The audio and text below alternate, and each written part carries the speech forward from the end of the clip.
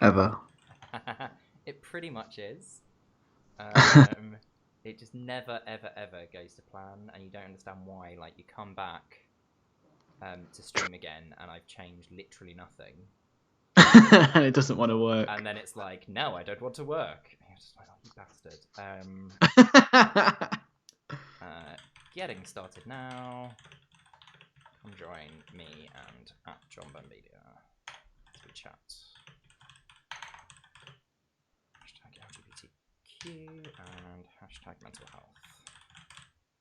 Oh, I see what you mean. Because you've got the little corner camera in Skype. I get you. Yeah, but I'm beyond working out how to turn that off right now. It's just like, it will do. And that's also how you can see the difference, and can see the difference in the cameras now between Yes. what everyone on the stream gets to see and the fact that you're coming from that side. We'll just give it a moment to let some people hopefully join us. Because normally I aim to go live 5 minutes before, and I've got a holding screen. Oh no, I'd have done all this and then you go live and there's just like a holding screen. But at least my notification has gone out on Discord pretty swiftly. So we should have people soon. It's just Twitch takes a little while to send out notifications. It's not immediate. It can take up to 5 minutes for Twitch to be like, this person you like is live. And you'll miss 5 minutes of what they're doing. Exactly. Exactly. It's weird. I've got notifications on my... Well, I don't know how to turn them off. I've got notifications on my podcast Twitter, and I get notifications the following day saying that I've tweeted something that I tweeted the day before. Oh, yeah. We're getting that on our podcast Twitter at the moment. It's like we're not getting enough interactions, so Twitter's like, must give you notifications of something. Yes. And it's like, Mark has tweeted this. It's like, yeah, but like... welcome, yesterday. Welcome. We have 3 viewers, so welcome. I think we'll get started. Apologies for the slightly late start. We've just been sorting technical fun times. My name is Will Fletcher UK, and I'm joined today by John Bird, and we're going to talk about LGBTQ and mental health is the plan. For anyone who's not been to one of these sessions before, the aim is it's come from a place where I really want my Twitch channel to be a safe space and kind of like an open and encouraging space to discuss these kind of things. And I guess I thought putting the tags on my streams isn't enough. It's really important to actually foster these discussions as well. So the aim of these sessions is hopefully we can just have a really interesting discussion, see where it takes us, and it's kind of a safe space in terms of not just respecting each other and respecting each other's backgrounds, but we're also aware that we're learning together. So we can ask questions. We will absolutely tell you if they're insensitively phrased, but ask questions and things, and we can learn together. Don't be afraid to ask things, because I think that's really important as well. John, would you like to start by introducing yourself to everyone? I never know how to do this now, because I seem to have stepped away from everything that was my usual introduction. So my name's John Bird. Suppose I'm still a bit of a content creator. Used to do YouTube, and then became a bit of an LGBT activist that ended up being the chair of Liverpool Pride. Set up the LCR Pride Foundation, which is a brand new charity which aims to make Liverpool City region the most LGBT friendly region in the UK. Like, we'd like to think that every region in the UK was the same thing, but hey ho. I've recently stepped away from that, though, because politics.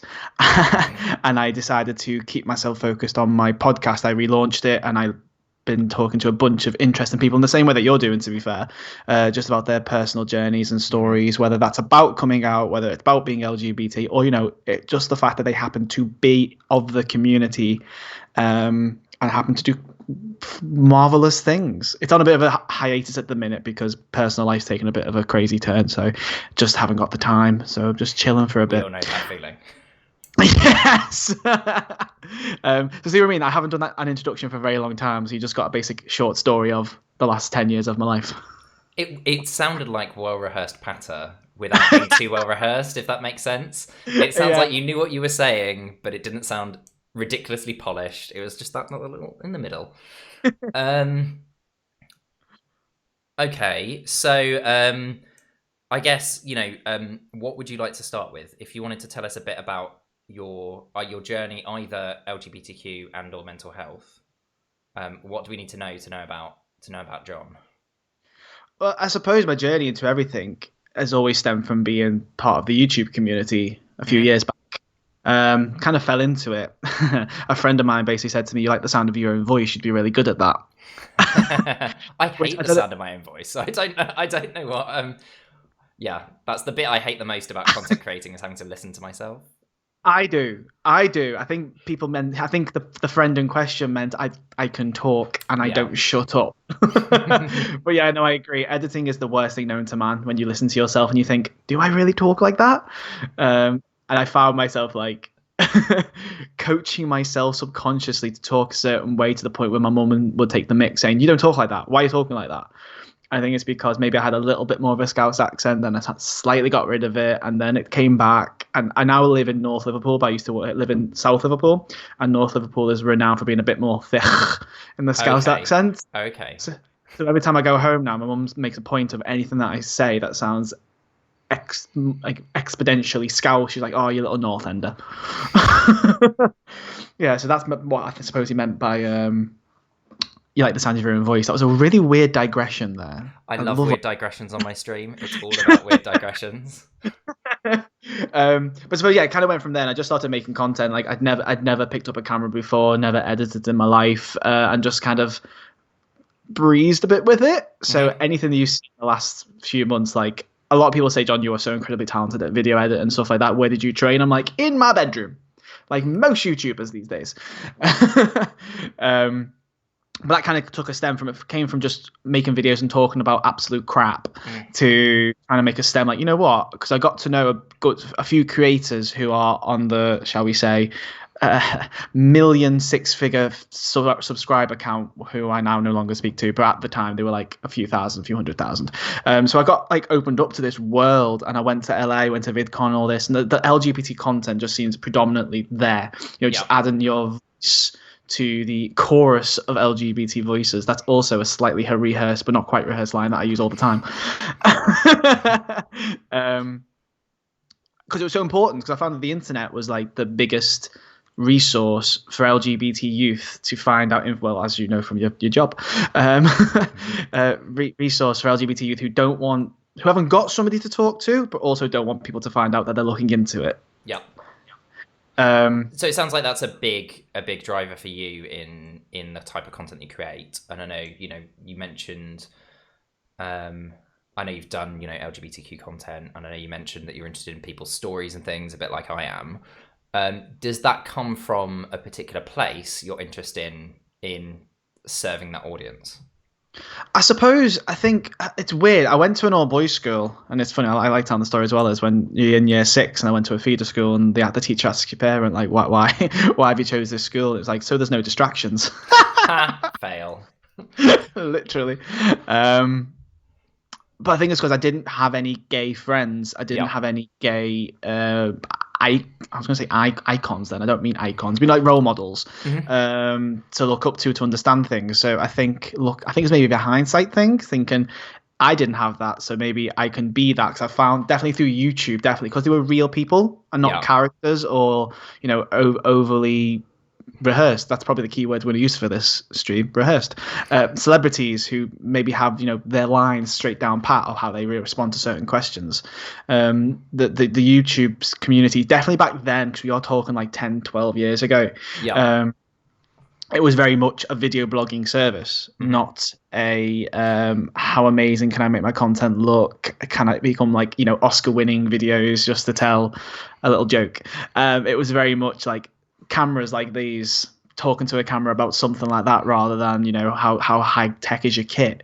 And I loved all that. Yeah. Just throw something up. And if you look at any of my older videos, some aren't there anymore, but oh my god, they're horrendously cringe.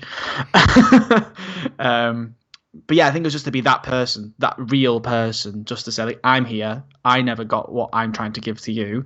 Obviously, my experience is my experience. It's my journey. Your journey is your journey. But at least you can see that there's other people here. It kind of fed into, because at that time the It Gets Better campaign came up around the same time, and that was very much what that was.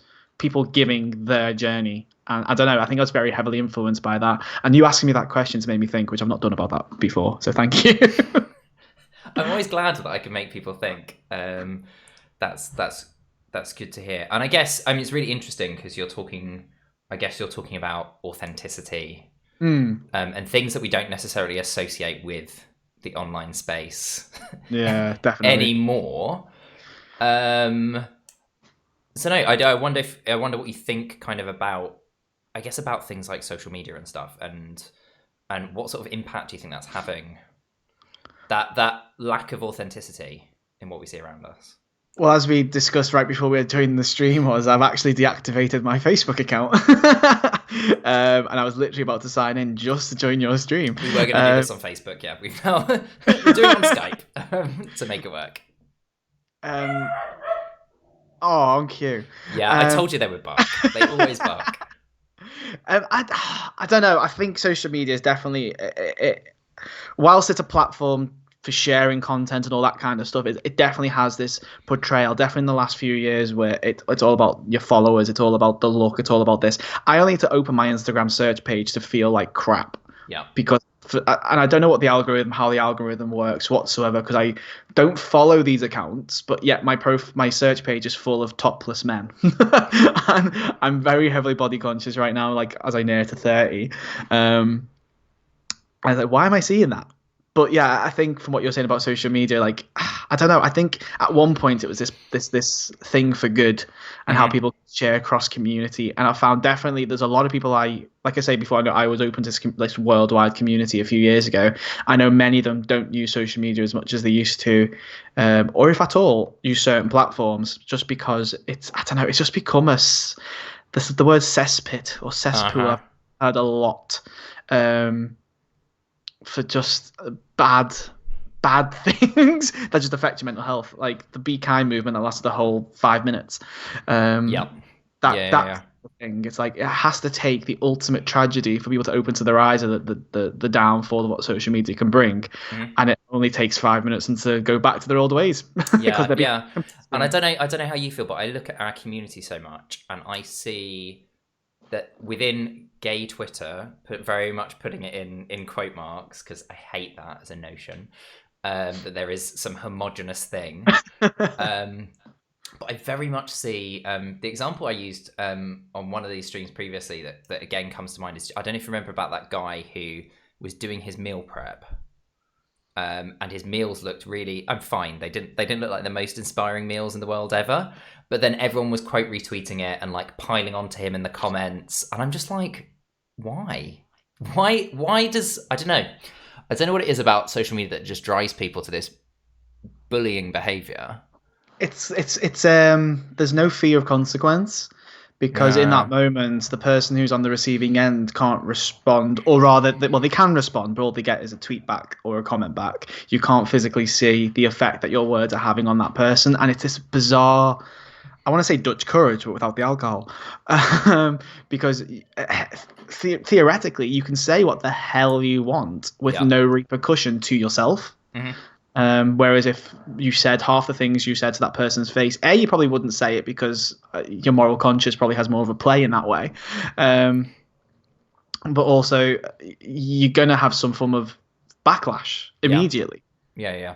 Whether that's physical, I'm not condoning violence, but whether that's physical or they'll give it straight back, if not 10 times worse. I don't know. Or it might even be just, seeing someone's reaction and your core empathy kicking in and you realizing, shit, I've upset them.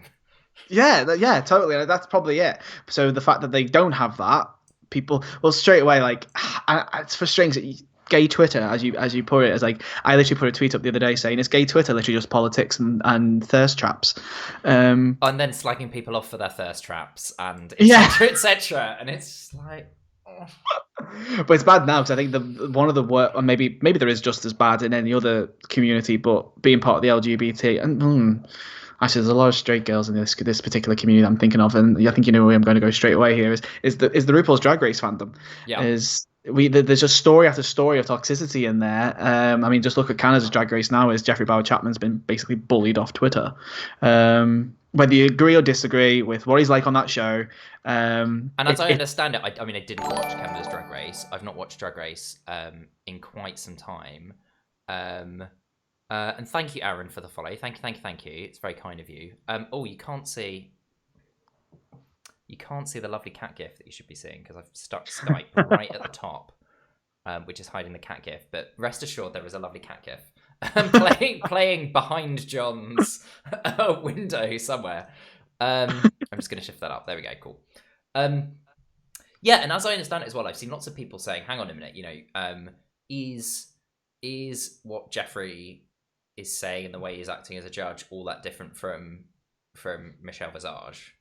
And why can one be Yas Queen, seen as like some kind of fierce, powerful woman, and why is the other bullied and hounded off Twitter? Gay man who's a person of color as well. It's very interesting that's what's happened." As far as I can tell. As I say, I've not seen any of Canada's because I'm just bored of Drag Race. I've burned out. There's too much. I've had enough.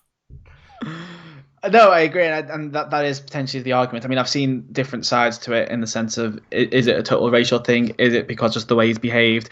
And, it's a completely open interpretation. But the point is the vitriol that's happened on Twitter. I think that's the main thing. Is like, I think it was Crystal from Drag Race UK tweeted out saying, literally just search his name, and you will see all the horrendous stuff that's on aimed at him. Regardless of what you think, harassing him to the extent that he leaves Twitter is clearly not good or acceptable. Exactly. I agree, and that just kind of is the antithesis of what social media has become, I think. I think it started this great platform to speak to people across the world, and now it's turned into...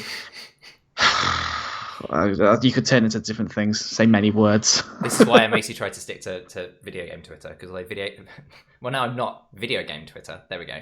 Because although it has its moments, it seems like a lot happier and more carefree. Just talking about games. What have I done? Like, it's interesting when you look at social media, and different social medias have different communities. So like we call it gay Twitter, you'll call it like video game Twitter. What have I decided to start getting into in the last week? I've been starting like getting into makeup, and apparently I've seen you tweeting about it. Yeah.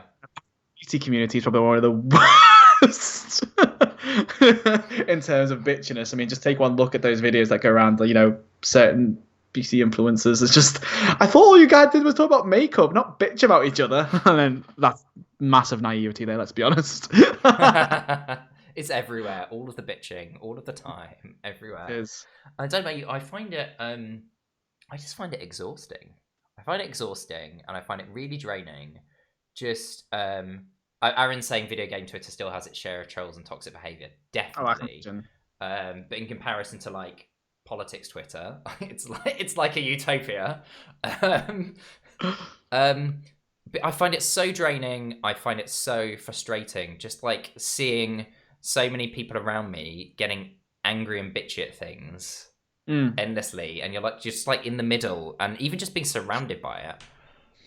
It has such an impact on my mental health. It just makes me feel like shit, just seeing all of this shit.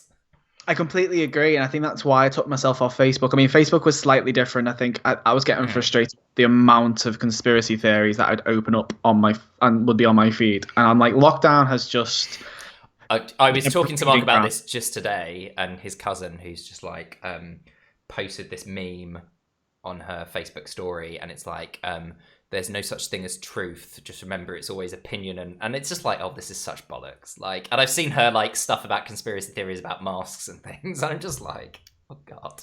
But that's it. It's like the amount of people who like, because obviously my Facebook is predominantly people that I do know, rather than Twitter and Instagram. I'm slowly trying to turn this, just more of a opening of worlds and like I say, trying to integrate and communicate with different people across the world with different interests and stuff. That's how I see Twitter, because you're not fully engaging, are you? It's just kind of like the odd bit of communication rather than full-blown commentary.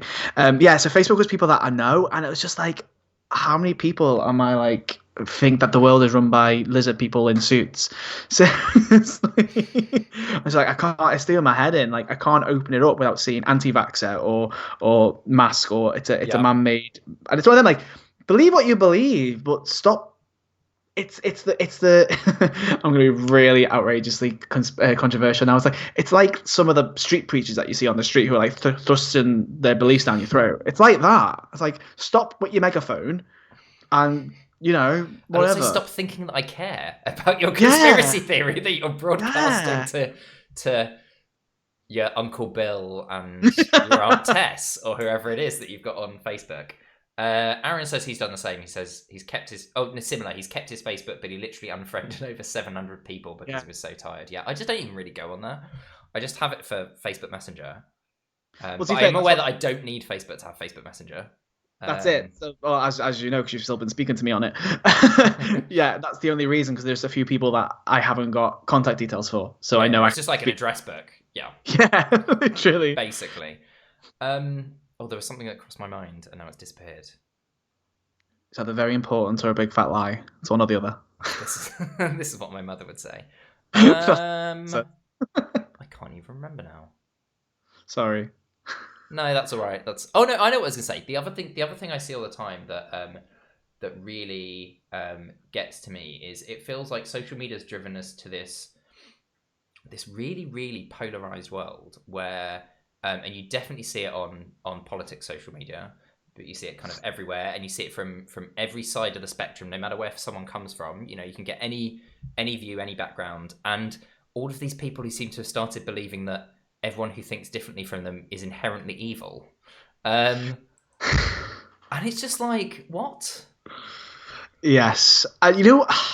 Definitely on the political side, and maybe it's just because I'm from Liverpool, and obviously Liverpool is like one of the safest Labour places in the country, is I've obviously got quite a people who I follow who are in the political Twitter, Labour people. And there's so much infighting within the Labour Party, and it's so funny yet frustrating to watch happen on Twitter. Yeah. And it's like, you're doing this all in the public realm. So, you know, regardless of what your personal politics are, obviously it's just the football team match, isn't it? Like in 4 years' time, Labour won't obviously take the reign and whatever. That's pretty much what it is. It's 1 year. Are the Tories going to win again? Is Labour going to win? What the hell is it? Yeah, I'm not a massive political person till it matters, but surely you are not doing yourself any favours by tweeting absolute crap about your own party. Yeah. You kind of feed into the hands of why it's unelectable. And I don't know, I think I don't know, Twitter just winds me up a little. Well, the whole social media kind of winds me up a little bit because they have so much kind of infighting and talking absolute balls. That's like, well, what is the point? Yeah. Well, I just feel like people have forgotten to live and let live, I think, to a large extent. And actually, the politics one I find really interesting because the people who I find you see again from, you know, supporting all parties from all political backgrounds on Twitter being really horrible tend to be people who think that politics is sitting and tweeting as opposed to anything else. Whereas, you know, I can say as someone who is involved in politics, you know, a lot, you know, during the election, we bumped into the main opposition in the constituency. We stopped, we had a chat, we took a selfie. You know, actually, it's really quite nice and convivial because ultimately, like, if you want to be involved in local politics, you're going to see these people every couple of years for the rest of your life. And you like just choosing to just hate them is just not worth it. Like, you've got to get on with them.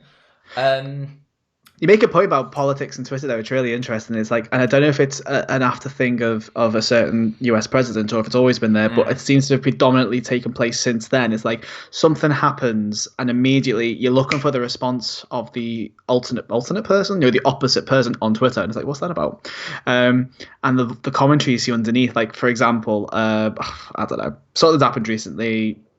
Keir Starmer has tweeted a criticism of the government, and then the Twitter thread underneath is like, and what are you doing to stop this? What are you doing? Blah, blah, blah, blah, blah, blah, blah. And it's like, is this really what we've become? So we've gone from, and I appreciate that you are married to an MP, so I'm not dismissing all that kind of stuff. I'm married to an MP who is very consciously not on Twitter. So like, just putting that out there. My personal opinion is, when you look at it, is like, definitely not right now during lockdown, whatever you call this lockdown anyway, but, you know, when the House of Commons is the House of Commons. I can't believe this conversation has turned into politics. It's like schoolyard tactics of just shouting obscene crap at each other. That's what I see the House of Commons at. And it's like, is this really how the country is run? And now it seems to have like leaked into Twitter. So you have that you can physically see, and now it's the same on Twitter, particularly when you see like, and again, I'm going to use the American side of it because I think that's 10 times worse than over here, is he'll tweet something, it will tweet something, and you're looking at the commentary underneath it, and it's like, what happened to a good old phone call? Well, and What? also like he will tweet something. He's like and it's like people over here in the UK that we've had people like, although obviously she's no longer on Twitter, people like Katie Hopkins. They go and tweet something, and then everyone retweets it and adds a comment and goes and piles on and starts commenting, and it's like you literally have no idea how algorithms work, do you? Because all you're doing is making more people see this. It's like such a stupid thing. So quickly looking through comments, lovely Remy, hey Remy, says that deleting Facebook was the best decision he made. It's been gone for years. He came back to it briefly and deleted it again during lockdown because people were bored and the rubbish circulated was just awful. Yep. Will We Foxstar is saying he completely agrees that social media is a double-edged sword and echo chamber, but also still important for so many right now with lockdown. Think leaders/org need to focus more on signposting to resources and less grandstanding. It's interesting. Yeah, I guess. How have you found lockdown? I guess there's a question, because this has been such an unusual time for us all to live through that has undoubtedly put such strains on our mental well-being. How has lockdown been for John? Lockdown's been an interesting one for me because I found my job. I don't really want to say what my job is, to be fair. We don't have to say what your job is. That's fine. No, it's fine. It's like I work for a bank, and obviously they're seen as like world war, like public enemy number one sometimes, aren't they? But I'm not a banker. I could not tell you anything to do with banking. We're moving back towards the people I disagree with are evil, aren't we? It's like bankers. How dare you? Yeah, it's like, even though everyone has a bank account and someone needs to service them, so why are they the bad guys? Anyway, I work for a bank, but I do like content creation for certain things. So it's not like I couldn't tell you anything to do with banking, but my team is very much heavily digital. So as soon as lockdown first kicked in, our team just suddenly went to the forefront. Yeah. So for the first, I don't know, month or two of lockdown, we made 3 years worth of content to like go out on social media, to go out on this. So, yeah, it was intense. So my workload just went boom. So I suppose to some extent I had the other extreme to what most people were getting. Yeah. So you had obviously people who were furloughed, who were getting like who obviously had a lot of worry and concern about what was going to happen when they come out of furlough, or would they even come out of furlough. Whereas I, on the other hand, was just like, I don't know, okay, this might sound bad, but like I want to be furloughed because I'm that blooming busy. As someone who's furloughed, I'm the person who always says, everyone always said to me, like, oh, you're so lucky being furloughed. I'm like, it wasn't all a basket of roses being furloughed. Totally. But I think, so in that sense, I was busy. So during the day, my mind was occupied. But I think the knowledge and the awareness and just that got to me more than anything else. The uncertainty of what are the times we're living in, kind of thing, and seeing how worse things were in other places in the world, and etc. etc. So I don't know. I'm one of them who overthinks quite a lot of things, so I couldn't help myself in that sense. So definitely in the beginning, I think now it's just a bit more like no one really knows what's going on. Can you do this? Can you do that? What if I cross the border? All the time. Yeah. It's just like which, like, but also I totally understand. I did get a bit frustrated with people saying, I mean, I do whenever I see it on Twitter is where I tend to see it. Whenever everyone's like, oh, it's just not really clear cut. If it were really clear cut, that would work better. And it's like, yeah, but we are in a phase where it's nuanced and it's messy. We're not living in the black of lockdown or the white of normal life. We're somewhere in the middle. Yeah. And that inevitably means it's messy, and we're learning more about this disease all the time, and it's just like. What's your feelings on the phrase "the new normal"? I don't think any of us know what everyone's trying to pretend they know what the new normal is, and I don't think any of us do yet. I think like everything's still settling. I'm trying to think of a metaphor. It feels like there's a metaphor trying to come to like the forefront, but slightly failing. I don't know. It's like one of those balls. Here we go. You'll understand this as a dog owner. One of those balls that they make that's like slightly misshapen, so that you throw it and you don't quite know where it's going to land, and it feels like we're still in the process of watching it like rolling in the weird ways that it's rolling and trying to work out where it's going to land. And the other thing I think that I find really interesting at the moment, with the whole debate around, yeah, there's this whole debate raging around offices and things. And I think the other thing is that, being mindful that different countries are in totally different places. Like, I heard a stat on the radio the other day that about 75% of office workers in Germany are back in offices. So, Okay. actually things are differing a lot place to place. And it's just like, it's also different. Like, This is frustrating. I know. Some certainty would be nice. I guess that's how we know that we're not in a new normal, because there's no certainty. Maybe that's what I'm trying to get towards. Everything changes all the time depending where you go, and that can be where you go in the country, or what the circumstances are, or who you see. I had 2 friends come and stay over the weekend. One who I knew would be much more comfortable with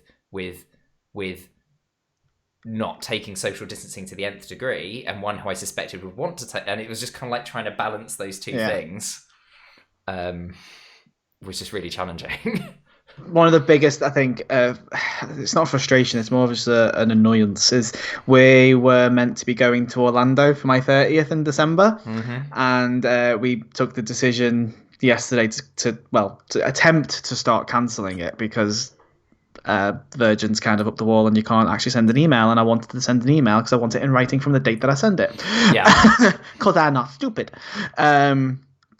But it's frustrating because obviously Florida is the second worst hit state in America. Only getting worse and worse. But the frustrating thing is, I think it's 84 days. 84 days is the time limit when you just lose your deposit, and then after 84 days, so less. It's really confusing. The closer you get to the holiday, it starts going up in percentages of how much money you lose. Yeah. So you're like, we're not going to go. Let's be honest. Florida's getting worse. It seems like we're going up. I just saw a notification. But again, it's cases. Is it actually? I don't know. It's confusing. But we're in the UK. Are you talking about we're going? No, all over the place. Like Florida's definitely all over the place. It feels like there's another wave, maybe. Yeah. Possibly. Who knows? I think I just saw a notification to a headline just then that the number of cases today is 1,000 more than yesterday, or maybe it's a few hundred, and it went up 1,000 like in the next 1,000. Anyway, it's gone up. I certainly know. This is where you're going to tell what one of my brothers does. So one of my brothers is one of the infamous modelers that everyone talks about. So I've heard about all of this, the nth degree. You need to look at the 7-day rolling average. Apparently, is what I know, because sometimes you'll just have like, for whatever reason, there's just been a backlog and then a load of tests get through. So the numbers, like day to day, the numbers can look strange. Right. But on the Florida point, it's like we know it's going to get cancelled. It's like we know it's going to get cancelled. But do we run the risk of waiting till it gets cancelled, and either it doesn't get cancelled and we have to fly, or we have to cancel it at that point because Alan knows that he doesn't want to fly because he couldn't sit on a plane for 8 hours with a mask on. Yeah, 8 hours. I mean, I did 2.5 hours on a plane with a mask on, and that was not easy.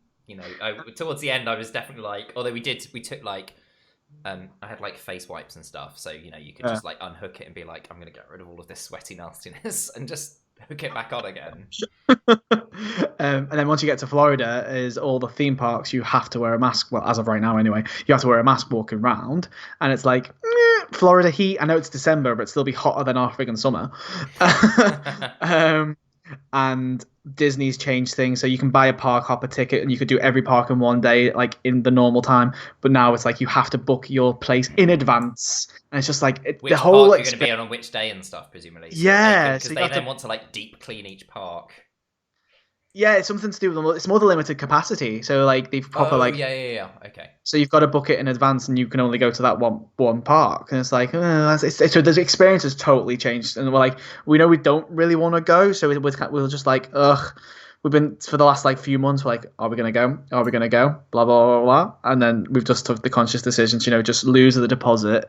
But Lord knows when Virgin will get back in touch with us, because you can WhatsApp them. They've got a business WhatsApp. So I WhatsApp. Yeah, I purposely WhatsApped them so I have a date when my message was sent, because it was the only form I could do. So there was no way I was ringing them, being on hold for like 5 hours, and then apparently, Yeah. So that's been in my head the entire way through lockdown is will we be going to Orlando in December? And the now it's blatantly no. So It's yeah. also interesting because I can't remember exactly what phrase you used, but like near the beginning of your talking about Orlando and Sorry. Virgin Holidays. No, it's fine. You kind of used there was some phrase along the lines of it wasn't first world problem, but you showed some kind of awareness of the problem that you're worrying about. But I guess um, I've learned a lot over this year because it was in February that I admitted that I really needed help, and I went and got help. Mm, And my psychologist and friends and all these types of people have helped me understand as well that like we need to not be so dismissive of our problems, and it's so mm, easy to kind of be like, oh, that's a first world problem. To look at how others are doing, but like if it's affecting us, it's affecting us. mm. If it's affecting our mental health, then it's a problem and it needs sorting, and Yeah. we need to stop being dismissive. It's so easy to be dismissive and kind of to use privilege as a stick with which to beat ourselves, and it's really good, it's really great to be mindful of our privilege, but we need to not do ourselves a disservice, do our mental health a disservice, and kind of use it as a stick with which to beat ourselves and say, oh, you shouldn't be worrying about this. Yeah, there's a phrase when it comes to that kind of thing that always used to frustrate me. I don't know if it's just more because now we're more aware of different mental health scenarios, I suppose, is the phrase get a grip. Mm-hmm. Oh yeah. Oh my gosh, that was like the worst thing I could hear ever. And it's like, well, clearly something's bothering me. Yeah. You're just refusing to acknowledge it. Yeah. um, so now I like to think people are in a better space. But I don't know, like, it's interesting, especially with the lockdown stuff, though. It's like, how did you access that support? Because it's been completely Oh, so changed. my support, I started accessing support just before lockdown. Mm. We're getting AMSR moment as well for anyone who likes a little bit of Is that 7 Up? that is 7 Up. 7 Up free, which you can see, but no one else. Oh. The people on stream can maybe see if they're gonna like squint at the little tiny me in the top right hand corner of where you are. Yeah, get a grip. I hate as well, and it's similar to the stuff that's out there like man up, or any of these other kind of toxic phrases that are kind of saying that you should just be able to get through stuff. But yeah, so for me, support. It was in February that in February I had 1 week where Mark was away. He was in the constituency. So it must have been February half term because that's why he would have been away for the whole week. He was away, and I realized that I properly had a problem because I had a week where every day for a week I'd had about a month where I was crying every day, and then I had a week where every day for a week I was having suicidal thoughts, and then I was like, this is not good. This is something I have to tackle. So I went and got support before, but even then I saw my GP. My GP said, do you want me to refer you? And I said no. I'm in the fortunate position where I can afford to go private, so I'm just going to go private. There was absolutely 0 point in you referring me. And then I've literally seen my psychologist face to face once. Wow. In fact, I've just finished. We've just agreed at my last session that we're ending my course of therapy for the moment. So I've been seeing her for 6 months, and once I actually met her in person. But I was really, really pleased that I did at least get one time to meet her in person, because I think it would have been really tough just jumping straight into Skype consultations. Yeah, and I think that's why I asked. To be fair, because I was intrigued to know, was there a? I suppose meeting her once, you still saw a difference, but I can imagine it would have been very, very different for those who are used to having that time where they go to this safe space. Yeah. And don't get me wrong, like you say, like to some, home is a safe space, but to some, it really, really isn't. Yeah. So how else is it? So I was just intrigued to know like how you found that session, but you've kind of summed it up as Well, I'm glad. It gave me a chance to actually. I think I would have been like shitting myself if I had to do it. I don't like. I can get a lot of social anxiety around the phone. I don't like. Actually, I much prefer being able to see someone. So I've quite liked all of this shift towards video stuff. That has helped. Yeah. But it was nice to have a chance to get some rapport, and we've got loads of comments. So I'm going to quickly scan through these. So T was saying, I guess it's a similar thing about not talking about our He says a Robert Webb metaphor for mental health and knowing your difficulties is still valid. If you have a broken arm and go to hospital, there could be a person with 2 broken arms and a person who has 2 broken arms and a broken leg. They may have more going on, but you still have a broken arm, which I guess is true. If it were physical health, we wouldn't do the same kind of things. Mr. Saturn says, I'm aware of the problems, but I always tell myself this too shall pass. Yeah, I really like the this too shall pass thing, but I'm also mindful that, like, sometimes the way that things pass is by us talking about things and doing things. But yeah, it's good to think about there's no permanence, especially when it's about stuff that's outside our control. And in fact, there was a really great interview with Tom Hanks that I've shared a few times on social media through all of this, when he was interviewed by Simon Mayo for the Radio 5 film show. And it was not to do with everything that we're currently living through. It was to do with everything that America has been living through, and I guess is still living through, and how he coped with that. And he said, "This too shall pass," was his response. Things change. Remembering that things aren't permanent, I think, is really helpful. Catching up quickly. Marvin, Mr. Game and Traveller, said similar. Nothing is permanent, everything is temporary, can help him.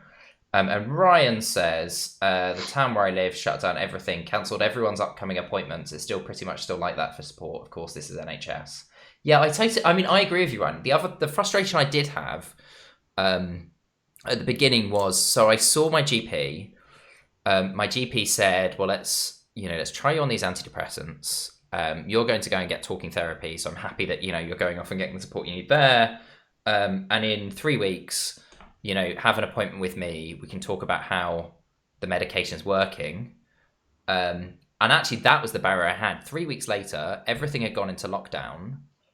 My GP's receptionist I wasn't registered for the like online-y servicey things because I'd never bothered registering for them. And at the time, you were still technically meant to go and show them ID in order to be able to register for them. So I was like, how do you do that?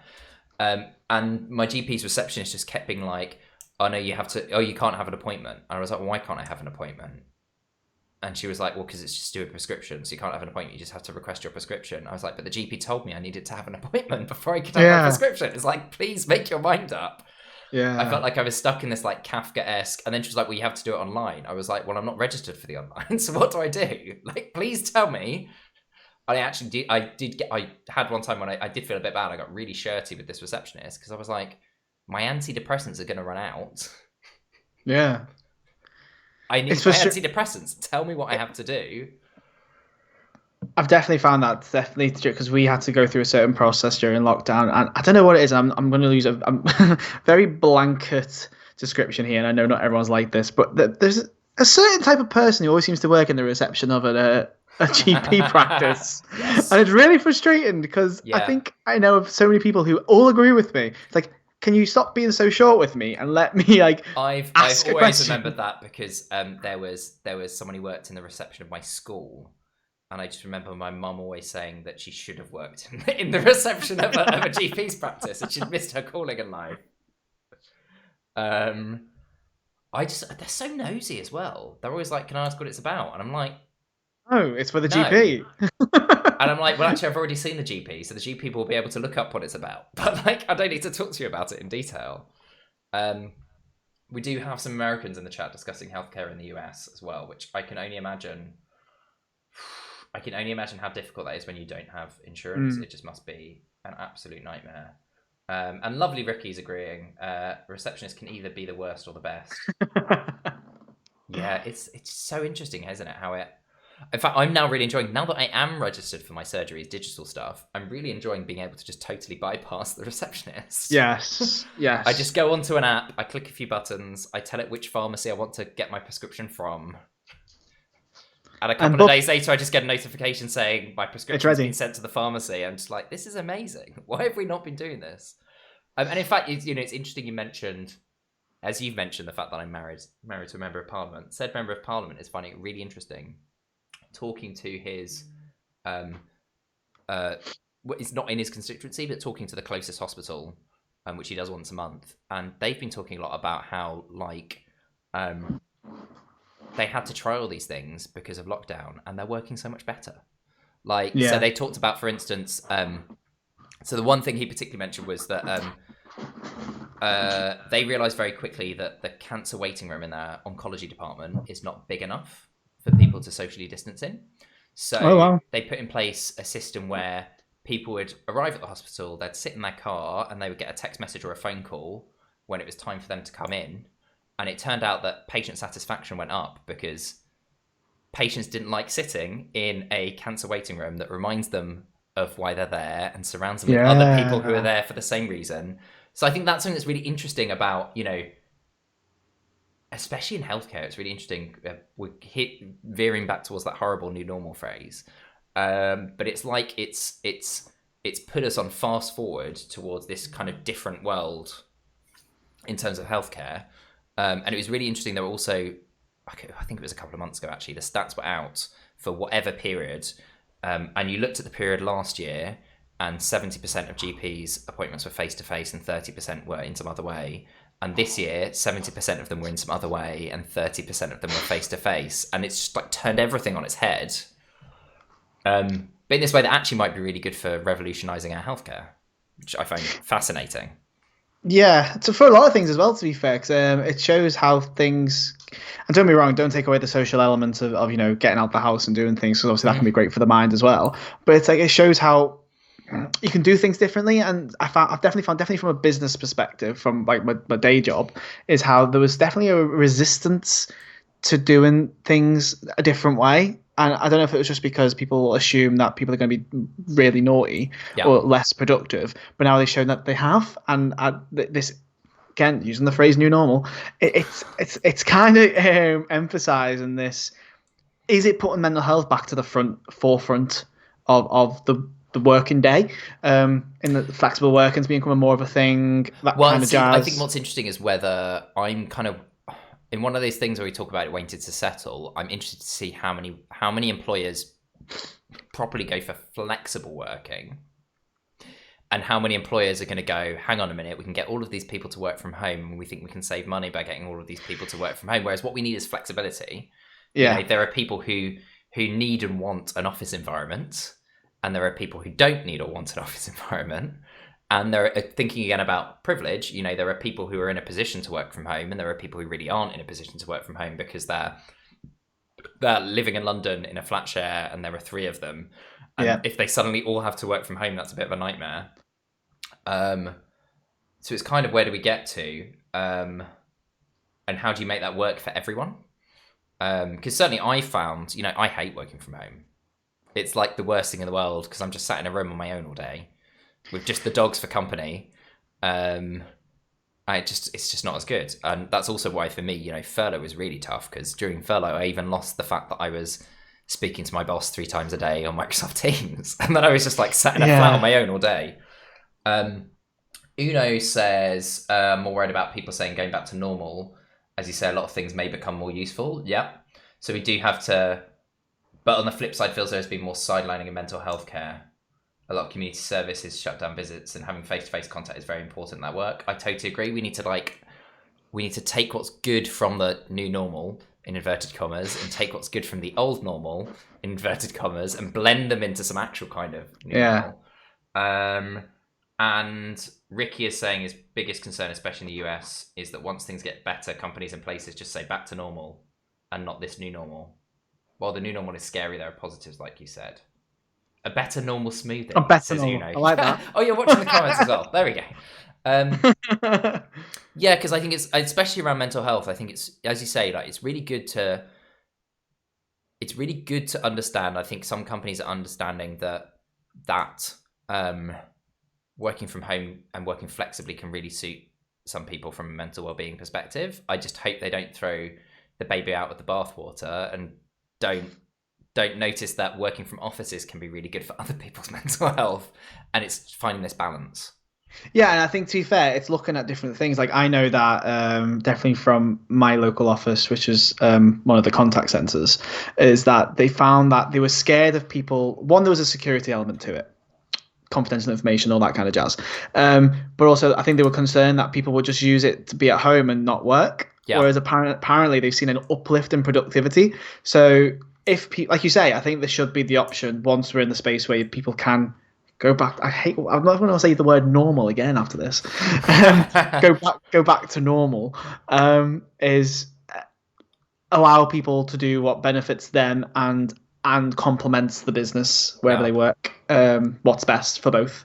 I think it's also going to be really interesting as well, though. You mentioned like that uplift in productivity. It'll be really interesting to see to what extent that can be sustained.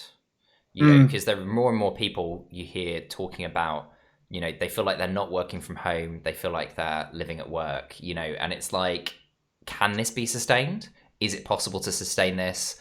Um, are people, I mean, I see this with so many of my friends, and as soon as I have direct reports who aren't furloughed anymore, I'm going to totally be banging a drum with them. The number of people who aren't taking leave because they're just like, yeah, well, I have nowhere to go. It's like, but you need to take time off. Like, it's yeah. Just switch so off. important to take time off, or we just burn out. Yeah. So, like, how much is that? Where it'd be interesting to understand where that increased productivity comes from. That's a good point, to be fair, because like you say, because you have your home comfort whilst you are still working, and maybe I don't know if you enjoy it more, but you're in more comfort than you having a line manager stuck over your shoulder, depending on what you do. Is maybe that is why. But Yeah, I get what you mean. I get what you mean though, because there is no like I haven't felt the need to take some like annual leave yet. There's other reasons for it, but I've got like 2 weeks to take off before April.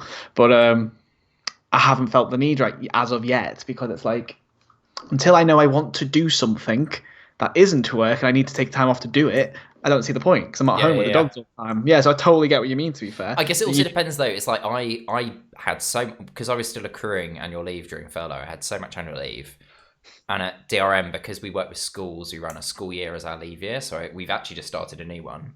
So we've already had that focus on like try to make sure we're not carrying over too much. mm, And so I decided I took a look at it, and with the amount I was carrying over, I realised I could take every Friday off until at least the end of October.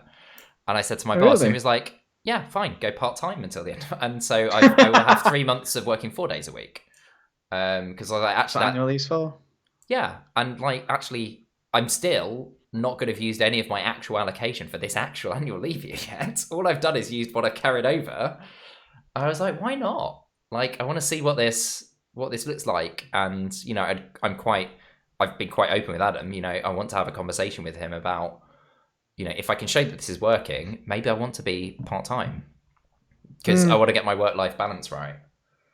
And that's it. And to be fair, you mentioned about the social aspect. Like, I mean, I've been to your place of work, and it is a very nice atmosphere. To be fair, Yeah, I um, appreciate not every workplace is like that. yeah. But yeah, no, I know what you mean. It's an equilibrium. Ooh, there's a word.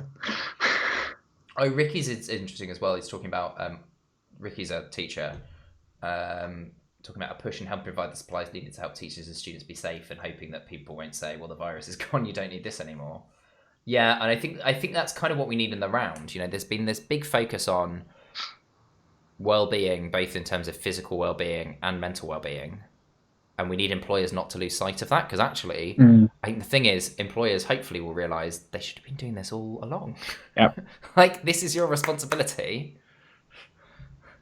You know, I feel like some of the big corps, definitely my corp, are quite good at. I mean, it depends where you are, I suppose, but they have got tools available to support all the things that we're talking about. I think it's then dependent on, I don't know, management or whatever to make sure that they're utilized. So like we have like a Be Well portal where there's loads of like things that you can use, whether it's tips or tricks. I've used that phrase so many times in our work videos that I can't help not saying it. Tips and tricks.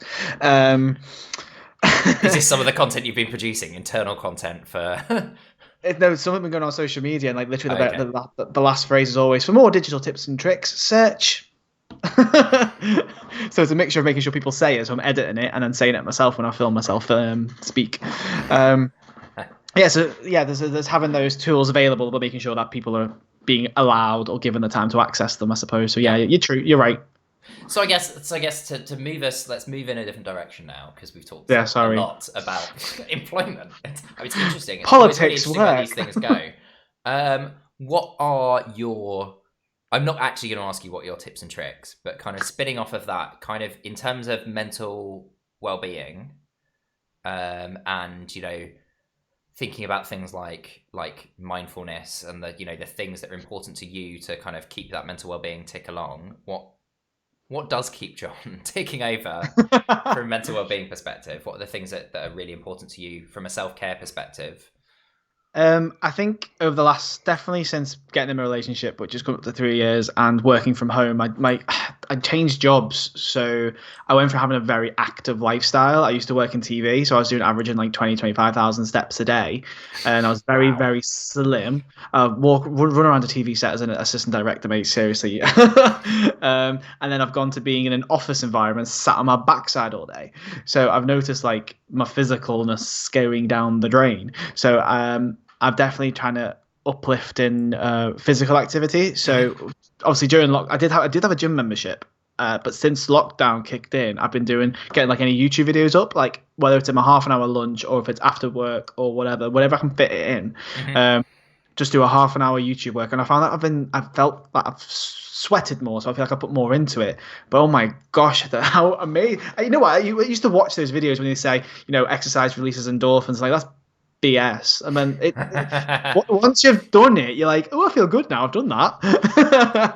So that's definitely something that I've been trying to make sure I keep on top of, is get at least 20 minutes, half an hour exercise in, where you switch off from the computer and Yep.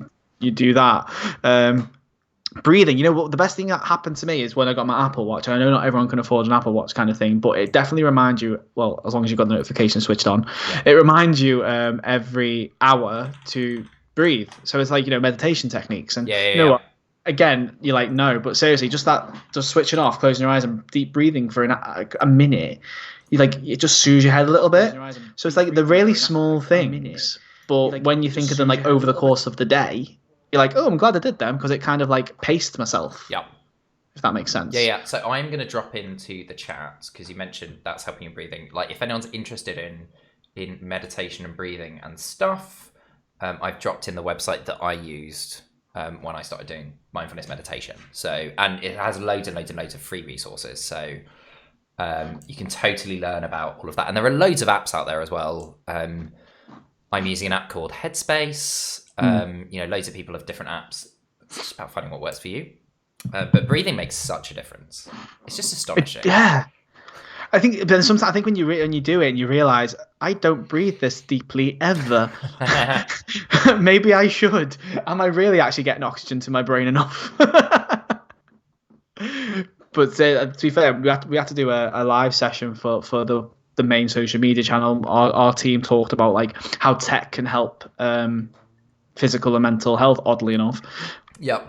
And I did the big thing, like the smart gadget on my wrist just give me those notifications, those reminders to do it. Again, I appreciate not everyone can afford that kind of tech, but you know what, it was a bit of a godsend. But I guess most people nowadays have some kind of smartphone, so you can set those reminders for yourself, or there are a lot of apps that will let you set reminders and then remind you. I was talking to my psychologist about this in my final session earlier this week, about how I was doing really well on my meditation practice when I was furloughed and when I was away, and now it kind of feels like it's dropped off. So I've actually just put a reminder at 11 o'clock every day in my work calendar that says don't forget to meditate at some point. So I can make, it's just reminding ourselves. But it does make such a difference. And I was really interested. My psychologist was explaining to me, I kind of heard lots of people talking about mindfulness for ages. And I was like, oh, mindfulness is just this buzzword, and it's just this thing that everyone's talking about. And it's this kind of like, fluffy, non-tangible thing that people are doing. Thank you so much, Cody. Cody the Gamer King, for the follow. There's a cute little cat wave for you. Which also that will show you, Aaron, what you didn't get, the cute little cat wave, because I'd accidentally hidden it in my haste to get everything set up. Hello, how are you? Can I say something that bothers me? You absolutely can, Cody, say something that bothers you. But then my psychologist was talking to me about how it's kind of proven that mindfulness develops new neural pathways, and I was like, wow, it's actually properly doing stuff. And I kind of feel a bit bad for having been skeptical about it for so long. But it's actually training my mind to work in a different way, which is really fascinating. That's always the way, though. People think a bit skeptical about things when they haven't tried them, and then it's like we see these like gurus on social media, and you're like, oh, you're just trying to get followers, or you're trying to get whatever. But then you do actually physically try it, and you're like, oh, this does actually help. Maybe that's just the beauty, well, non-beauty of social media. Okay, so Cody says, I'm 20 years old and I get upset because I have bags under my eyes, some yellow teeth from eating blueberries, and other teeth staining foods, no six-pack abs, and some acne. I want to change these things, but I'm sure if I can. I also get jealous of celebrities because they have the perfect looks, body, houses, lifestyle, cars, etc. My idol is Brad Pitt. I am not gay, but Brad Pitt is very handsome. I am gay, and I do agree that I think Brad Pitt is very handsome. And he doesn't have acne or bags under his eyes or yellow teeth, and he has an amazing body. Okay, so there's a lot there, Cody. I think the first thing I would say is, I know this is really difficult, but try not to compare yourself. So there's a book that I've been reading called The Happiness Trap. It was recommended by my psychologist. It's based on an area of therapy called relationship and commitment therapy. And the purpose of this book is helping us understand that, like, biologically and socially, we are conditioned to compare ourselves to other people. Because if you think about ourselves, if you think about the cave people back living in the cave, the way that they survived was by getting better.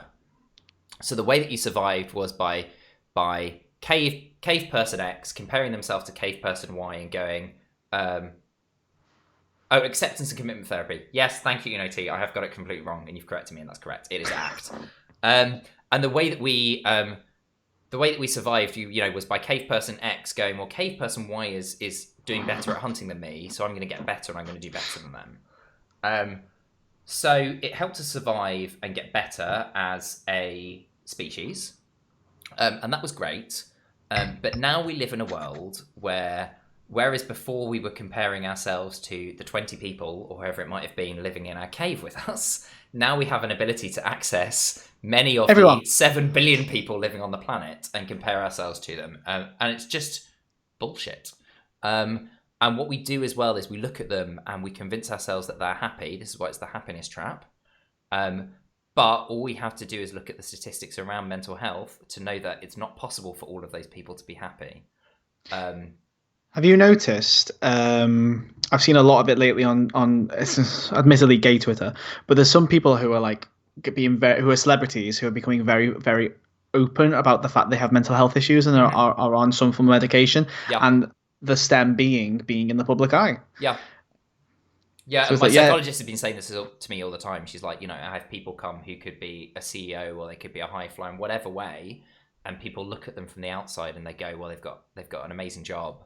They're earning all of this money. Why would they ever be unhappy? But of course they're unhappy, because like we all go through periods of unhappiness. So it's also about starting to understand that that happiness is not the goal. Society is kind of conditioning us to tell us everyone else is happy. They all lived happily ever after. We have to be happy. But really the goal is contentment.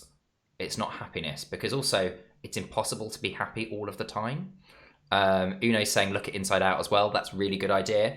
That does explain it as well, that like happiness all the time is not possible. There are ups and downs. The other thing I would say, Cody, as well is there's absolutely nothing wrong with wanting to change things about yourself. Absolutely nothing wrong at all with wanting to change things about yourself. What's good to have in mind is to be realistic about how much we can change, how quickly. The more that you can kind of compare yourself and go, I want to change this, and this, and this, and this, and this, and I want it all to happen yesterday, the more you're kind of making a rod to beat yourself with. So think about what are some small achievable goals that you can set, and work on things gradually. I don't know how you feel about that, John. No, I agree, and it's also like, well, on some of comparison there's a phrase that always sticks in my head, and it's this: comparison is the thief of joy. Because that's what you do. You compare yourself to others and you become very, very upset. But to go on your point about, yes, if you want to change things about yourself, make sure it's on your terms and make sure it's because that you've got the right reasons as to why you want to change them. Yeah. So comparing yourself to Brad Pitt is, yeah, don't get me wrong, I think everyone has done that at some point. Let's be honest. I think I mostly just wanted to be with Brad Pitt rather than be Brad Pitt, but that's a different issue. But I think you touched upon it, but it's also understanding your own means. Hmm. Because one thing that's always frustrated me, and you know, I've compared it a lot with the One Direction boys. To be fair, is because obviously they were young lads who were thrust into the limelight and got like so much attention, and I think a few of them had certain what's the phrase here? That there was a spotlight on one or two of their physicalities and Hmm. how yo-yoed and whatnot. But it's also bear in mind that we aren't One Direction. We aren't Brad Pitt. We don't have their means. Yeah. So So much of which is financial resources. You know, they and that's have it. financial resources that Oh, we yeah. just couldn't have. And in fact, I think we mentioned this last week as well on the stream last week. There was, I don't know if anyone's a West Wing fan, but the cast of the West Wing have just done something altogether again.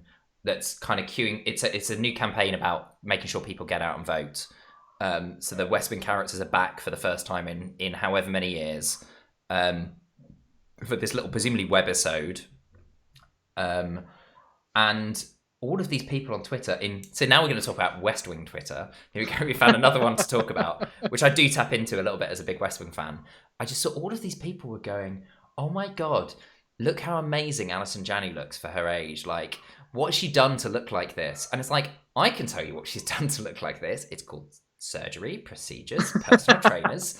It's like we need to understand that these people have an ability to change things in a way that we don't. And we also need to understand that actually these people who are doing all of these things in the public eye to make their face look a certain way, their body look a certain way, they're not necessarily happy. No. Like, No. I'm trying to think who it was. There was someone, I heard, it was probably on Wittertainment, the Radio 5 film show, but there was someone they were talking about who was talking about, as you often hear about film stars, all of this change they have to go through to, they have to become like this for this role and this for that role and this for the other. And they were just talking about having to become mega stacked for whatever film it was they were in. But really, like, they just wanted donuts. That's what they wanted. They wanted to be able to eat donuts. So they're not necessarily, it's about finding what we want and being happy with what we want and working out what that is. The phrase you use about contentment is always is the phrase, to be fair. 'Cause I always remember it was when the Rocky Horror show was doing a tour, the theatre show, and I used to know a friend of mine used to work in ATG, and he took me to the panto, and we were talking about it because a certain actor was playing the role of Frankenfurter, and he'd been in the West End as in Priscilla, and apparently his oh my god, his physique was amazing, but because my friend knew him, was like, you should see like what he does on a daily basis. Like, he doesn't eat certain food, he doesn't drink, he doesn't do this, and it's like, how can you be happy? your life is so regimented. I don't understand. But also, I think I bring it back to, we mentioned the guy who got dragged on Twitter for having really dull looking meals in his meal prep. If you're happy that way, Yes, fine, true. go for it. Like, it's about what makes us content. And Uno's also got a really good point, which totally comes out of ACT, acceptance and commitment therapy, as well. So Uno's saying looking at values and living in line with those can be a helpful thing to do. You can have an overarching goal, which is realistic, but look at if what you need to do to get there is in line with your values. If not, you'll feel stressed and frustrated and may not get to the goal. If you take a value-based journey and don't reach the goal, you'll still have some fulfillment, which is absolutely true. Values are really important. That's one of the things my psychologist has taught me. Not that I necessarily at all had considered trying to think about values in any way, shape, or form, which was like, let's talk about values. I'm like, what? Sorry? I don't understand what you're talking about. Is that help? I hope that's helpful, Cody. And I also think the other thing is, like, just keep talking to people, and there's nothing wrong with again, I want to reiterate, there's nothing wrong with having insecurities and all those things, and actually talking to people and being open and honest about them makes such a difference. It helps us on that journey kind of through those insecurities. It can maybe also help you, when I talk about some of my insecurities, I have people come back to me on Twitter and they say, oh, you see that, but I see X, Y, and Z in you. Yep. And understanding the way that other people see us a bit as well can also be really intriguing. that actually maybe, maybe they view us as handsome. You might be saying Brad Pitt is handsome, but they might be saying Cody the Gamer King is handsome. Handsomeness and attraction is different things to different people in the end. As it says, beauty is in the eye of the beholder.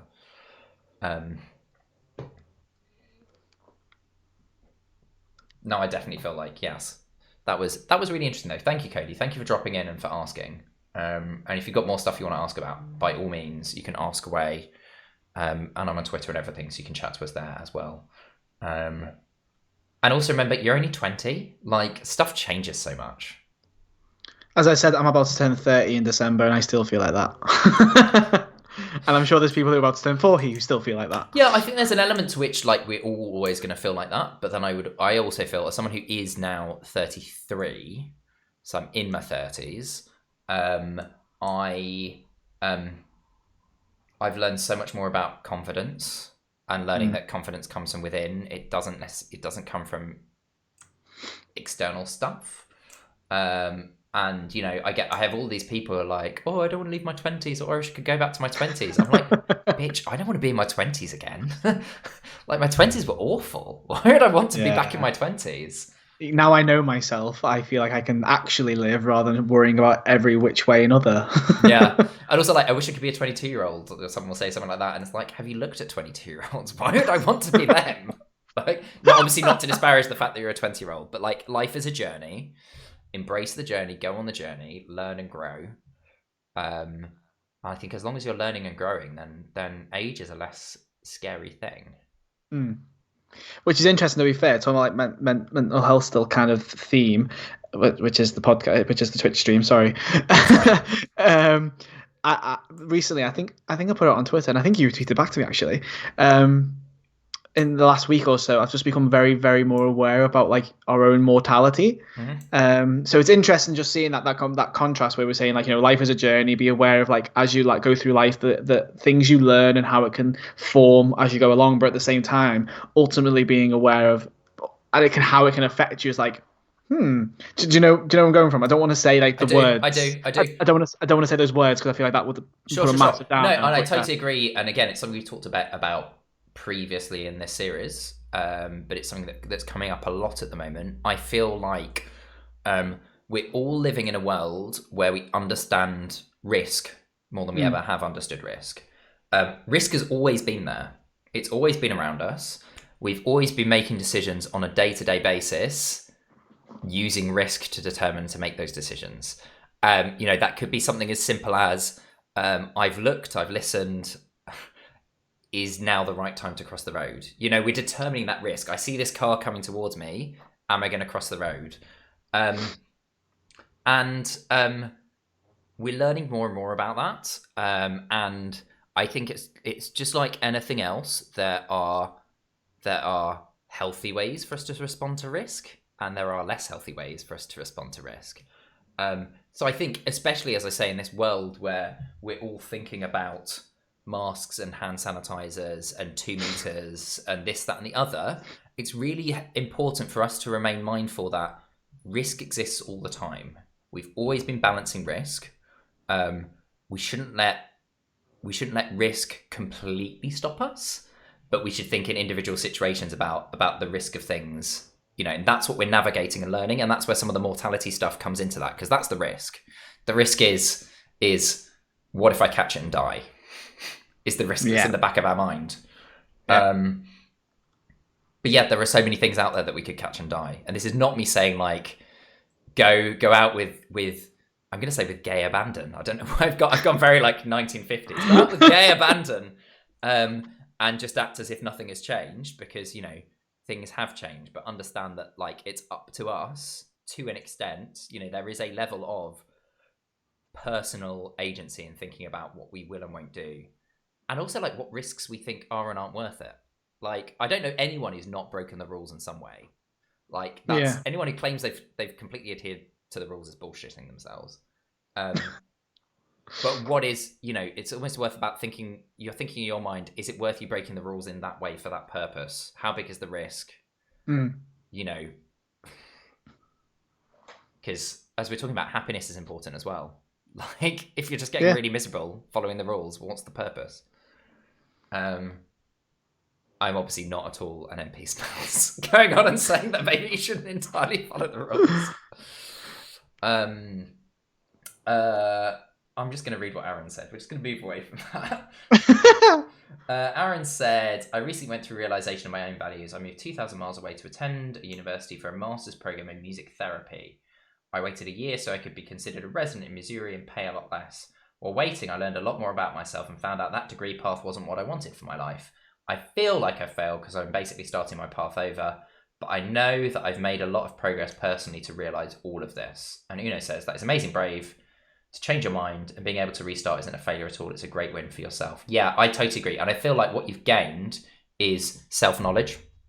And self-knowledge is such an important thing. It's what makes us different from pretty much every other species on Earth, is the fact that we can know and understand ourselves to an extent that no one else can. It can be really torturous, knowing and understanding ourselves. But it's an amazing thing. It's a blessing. And if you gain self-knowledge, then you've absolutely gained something. If you understand yourself better. Yeah, I agree. And definitely for Aaron's point, it's like you feel like a failure because you've taken the time to do X, Y, and Z and then realize, this isn't quite right. But I think if anything, you succeeded in realizing that it wasn't for you, and how much upset, I suppose is the only phrase I can think of, down the line might you have faced being in something that you realize isn't what you wanted. Yeah. Whereas now you can go into something that you want to do, which, totally. I'm interested. America still confuses the heck out of me. I keep forgetting that it's basically 52 little mini countries. Yeah. Yeah. 52, I'm 50, so 52? 50. 50. I said 52 Plus the for some District reason. of Columbia, presumably. But there are also other parts that are in America but don't have statehood and stuff. It gets a bit complicated, doesn't it?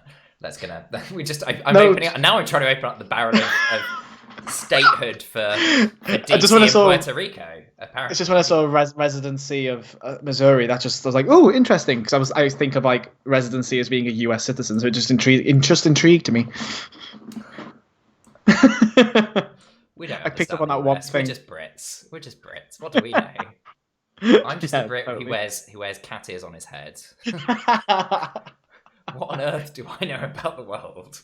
I like pink. I do like pink an awful lot. I also have my little pink. I'm in love with my. I'm probably pointing in the wrong place for you, John. I don't know if you can see it. Yeah, the yay. The little yay, which is the best thing I've ever bought. I'm so happy with myself. And the other day, now we're definitely going off on a tangent. So I streamed on Friday. And I decided I wasn't going to stream yesterday for reasons, so I postponed my stream. But then we were going to bed, and about the time we were going to bed, I was like, hang on a minute. And I came back in here and I'd left Yay on for like a day and a half. And it was just still turned on. I was like, well, that's a good use of the batteries. Uno says there's pressure on us all that we only improve in one thing. If we take a lower wage or go back to education, we're failing. We should endure a job or lifestyle that we're not happy with regardless. Absolutely. And it comes back to the thing again. It's measuring ourselves against other people, using other people's view of us and their values to try and judge ourselves rather than using our own values to judge ourselves, which is the important thing. I do feel like we're getting increasingly tangential. So I guess kind of now is the moment for the chat. If you have anything else you want to talk about, get typing away. John, is there anything else that you would like to mention about LGBTQ and mental health that you feel we haven't covered in our very weird, wide-ranging but fascinating conversation? I think one thing to note, and I suppose it'd be a common theme in who you speak to, is just obviously in during this weird time we've had, is obviously a lot of people within the community have had to go back into into places that they don't want to go into whilst being in lockdown. So I think it's just obviously ensuring that they have like the support there. And I have been clocking your comments, and I'm loving the fact that you've got all those support lines there and resources available. Like just keep it pop up and like, that's you. yeah, that's Catbot Mod just doing it every half hour. I think that's how often Catbot Mod posts that for me. Catbot Mod doesn't post that in all of my streams, only on the Sunday stream. It's slightly more navel gazy the rest of the week, being like, follow Will. But basically saying all the stuff about following and subscribing that I feel too awkward to say. I just like Catbot mod say it for me. And Catbot mod can also do other things, but that would completely not go into the other things that Catbot mod does on this stream because it's not the right stream for it. No. Great. Well, thank you so much, John. Thank you for joining me. Thank you for everyone else who's joined and for chatting along with us. It's been a really interesting and lively stream, which is always great. It's great. I'm so pleased actually at how many comments we're getting in these streams. It's really great to know that people are out there and listening and interested and asking questions. I will be back next streaming on Tuesday. So it's a slight a change to my streaming schedule for anyone who's kind of been following it along. I'm trying scrapping the Monday evening streams and moving them to Thursday evening. So I'm going to pop that up on Twitter very soon. But I'll be back on Tuesday at 8 p.m. British Summer Time when I'm going to be streaming some Final Fantasy XIV with the Catboy Party. Boop, boop. Which is why I'm so obsessed with cats. Thank you, Remy and Ricky. Thank you. I'm really pleased that you found it a really good discussion. The other thing that I would say for you all is that, what was I going to say? My brain's going to catch up with me. Oh, let's talk LGBTQ and mental health. So next week, for the session, which is going to be at the same time, 6 p.m. British Summer Time on Sunday. Next week, I'm going to be joined by someone that John knows particularly well, the very lovely Emma Miller McCaffrey. So we're having a Liverpool fortnight, it would seem, over here at Let's Talk LGBTQ. Emma is absolutely wonderful. She's a really good friend. She is a gay woman, and my brain's going to catch up with me again. Works with me. She's one of my colleagues. She's volunteered with John in many different ways. And she and her lovely wife, Anne, very recently became parents to an adopted girl. So we're going to spend a lot of that talking about kind of their journey through IVF, their journey through adoption, kind of how that's impacted on mental health and things. So it should be a really interesting chat. So do come and join for that next week. So I'll also be putting some information up about Emma. My brain's going to catch up with me again. Sunday evening. Why do I do this on Sunday evenings? I'll be putting some information up about Emma on Twitter as well as we end. And I think, as always, it'd be nice to go and raid someone. So I've had a look, and of who I follow, Johan is live. And is streaming some Final Fantasy VII Remake. So we're going to go watch some games instead. Warning, for anyone who doesn't want to come across, it does say Chapter 18 finale, so I think it might be spoiler-tastic. So if you don't want spoilers, I suggest not joining the raid with us. But we will go and raid Johan, because it's nice to watch a little bit of games after talking serious stuff for like an hour. Here we go. Popping that in chat. There we go. So you can line up if you do or don't want to raid. And other than that, thank you everyone for joining. Thank you, John. It's been really lovely. And yeah, you can catch me all on Twitter later, I'm sure. Bye-bye. Meow. Tron. And that is that. I enjoyed that. Yeah, I really enjoy these streams. I'm really loving them. Wait, I'm just going to... There.